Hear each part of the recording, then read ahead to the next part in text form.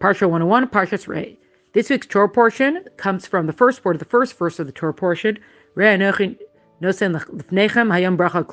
that I said before you today, blessings and curses. And this is continuing Moshe's farewell address to the Jewish people, because in the last book of the Torah, that's what it is. It's going to recap. There's going to be a lot of recap here. First thing, though, it says that when you're going to go into the land, you're going to end up in these mountains that were near Shechem, Har Gerizim and Har Evel. And there were going to be blessings that were going to be said and curses that were going to be said in front of everybody. Blessings, motivations to do what you got to do. When you do what you do, God is going to bless you abundantly. Curses, and if thou shalt not, then, fire and brimstone, etc. Then it says, when you're going to enter the land, there's going to be the practices, the people who lived there before you, these idolatrous people. Do not imitate them. Demolish their altars, their deified trees, the images that they created of these gods and stuff like that. Get rid of all of it. So thoroughly that even the idol's name should be absolutely destroyed from your midst. And refer to them in derogatory, like these idols in derogatory ways, these idols, and totally nullify and undo. I'll try to undo everything. It also goes to this whole thing of, also, by the way, none of this should be done to God. God says very explicitly, all these things that you eradicate them, and then my presence is everywhere. And then also talks about how when they're going to come into the land, eventually there's going to be like a centralized place of worship, which is going to be the Beis HaMikdash. There was a while, it took several hundred years until the Beis HaMikdash was built.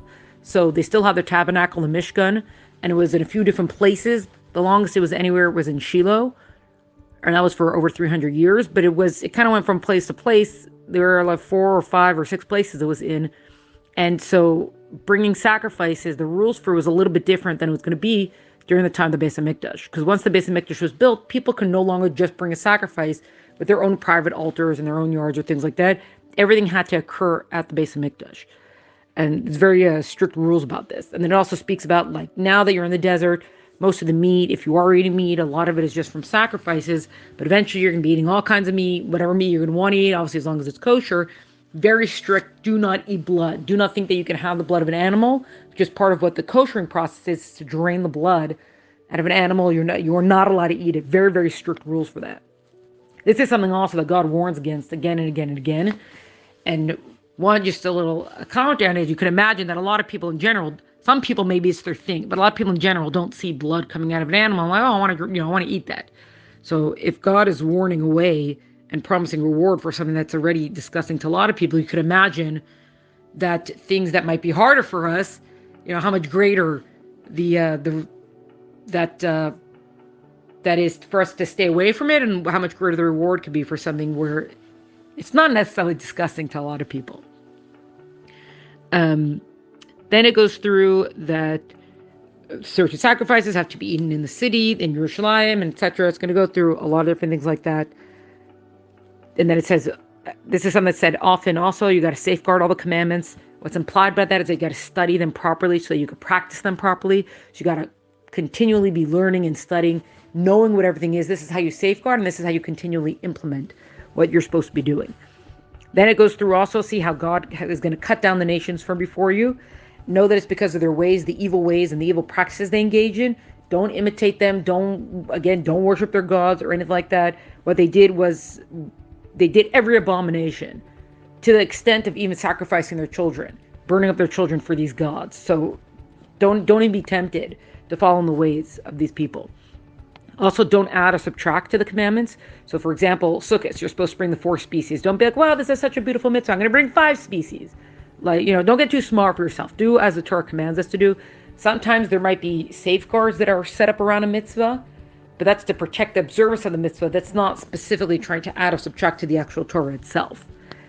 And it also talks about false prophets. So a false prophet might come and say, if this and this occurrence happens, this miracle will occur, that you can listen to me and da-da-da. And it says this miracle might actually occur as the prophet predicts. But then the prophet might say, and now we're going to go serve this other deity. So first of all, know there's a false prophet and don't follow that way. You say, well, but the miracle occurred. Yes, this is God testing you to see your devotion to him. Also, if there is this false prophet, there's capital punishment. He's got to be put to death. Very, very strict language and rules now about anybody. If anybody, God forbid, tries to persuade someone else away from God, specifically to serve something else. And it says, even if it's a family member tries to persuade someone to, let's go serve another god, let's go whatever. It could be your brother, your wife, your father, whomever it is.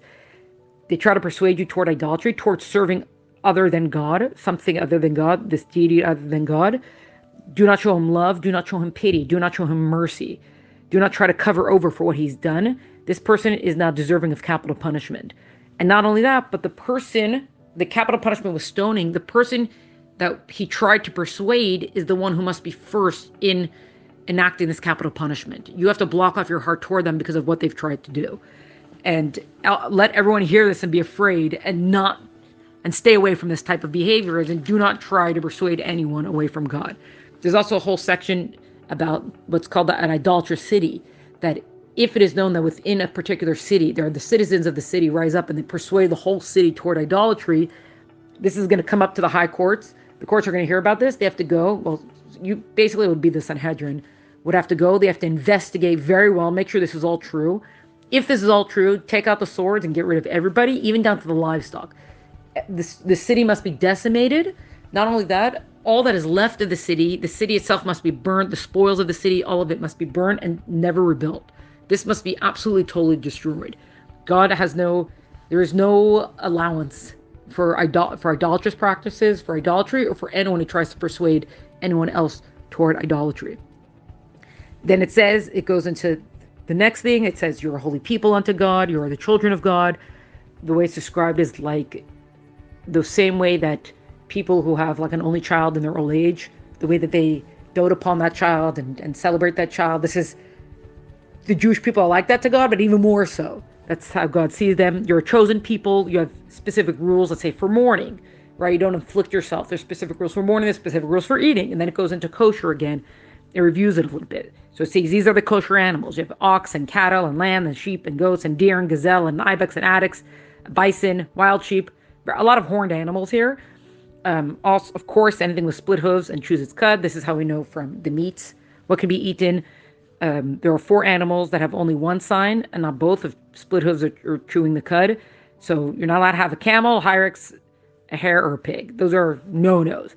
Fish have to have both fins and scales. So, for example, eel is not kosher. Salmon is kosher.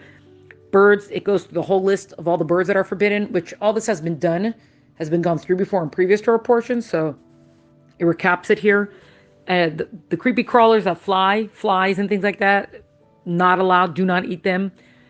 You cannot partake of a carcass that was not properly shechted. But the carcass can actually be sold. So there could be still sort of monetary benefit from it. And that's distinctive because it's different from the law against no cooking a kid in its mother's milk, which is part of the law against cooking meat and milk. So you're not allowed to cook meat and milk, but you're not either allowed to benefit from it. So it's a little bit different there. Then it goes into a whole thing about tithing properly. There are different tithes that have to be given, agriculture tithes and tithes from cattle and the animals and things like that. So there's a tithe that goes in the 1st, 2nd, the 4th, and the 5th year, because all this works in a 7-year cycle because of the sabbatical year. So the 1st, 2nd, 4th, and 5th year cycle, the agricultural tithe would be brought to the city of Jerusalem, and it's got to be eaten there, the grain and the wine and the oil, whatever it's got to be, from whatever the cattle and the firstborns are. Let's say someone has so much, and they can't bring it all there, or they can't carry it all there, or maybe they're too far away. So the journey would just be too much. You don't want to risk all this stuff. So instead, they would compute a monetary equivalent, and all that money is then brought to, it says the place where God is going to designate, which is Jerusalem, and you're going to bring it all there, and you're going to buy all the food and stuff with it, and then you consume it within Jerusalem. And it's very particular to say, include other people in your rejoicing. Don't forget your tithe for the Levites, which they had a particular tithe that they also received because the Levites do not have an inheritance to the land. There were cities that were designated for them, but they don't have their own. They're not going to have their own, farms and things like that because they were not given a portion of the land because their job is to serve in the temple. There's also in the 3rd and 6th year, there was a tithe that was given for the poor, the orphan, the widow, and the convert because they don't have portions. The convert doesn't have a portion because it goes by the father of what you get a portion in the land. And of course, poor orphan widows, this is our way to help look after them. So this is what, provide generously for them. Then it talks about how in the sabbatical year, so every 7th year, there was a release of loans. So if anybody owed anybody money, everything's set to zero, and all debts are considered forgiven. And it says that's between Jewish people, except the only one that you don't have to nullify you don't have to nullify the loan is if it was given to a non-Jew.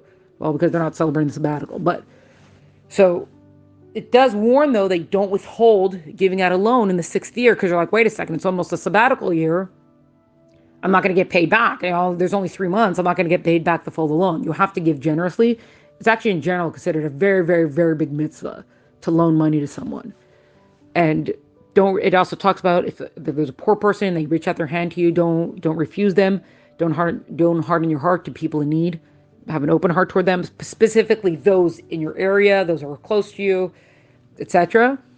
There was a thing that they ended up establishing. This is kind of a side thing, that because of this whole thing with loans in the sabbatical year, that the courts were still allowed to collect loans even after the sabbatical year. So the courts would buy up the loans, and that encouraged people to be more generous with giving out loans, even if it was closer to a sabbatical year.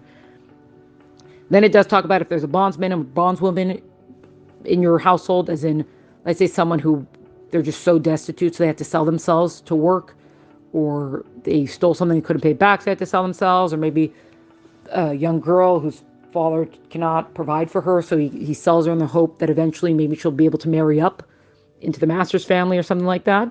They all get set free within the 6th year if they have not been set free before then, because they bought out the remainder of the contract, I guess you could say, or anything like that.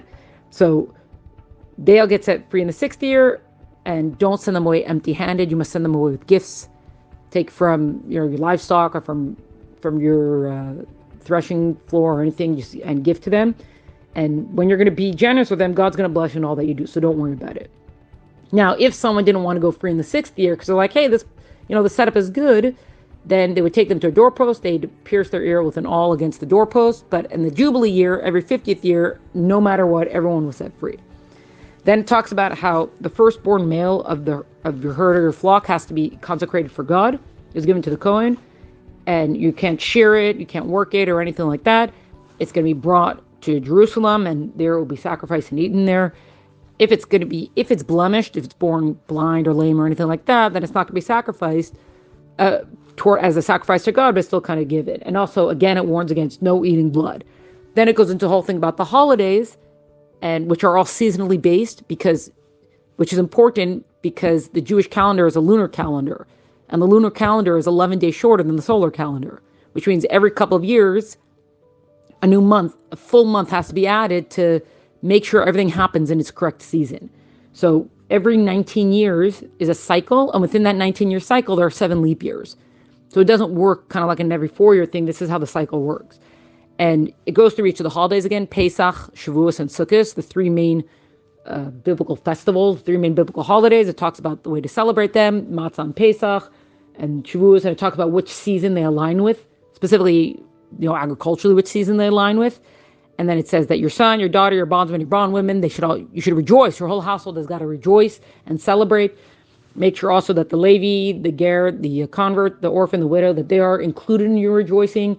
Right? Spread the joy and spread everything and all the goodness and everything. It talks about how all males must, the Shel Shagam, the 3 foot festivals, which is Pesach, Shavuos, and Sukkot, they have to come up every year and celebrate those holidays at the Beis HaMikdash in Yerushalayim.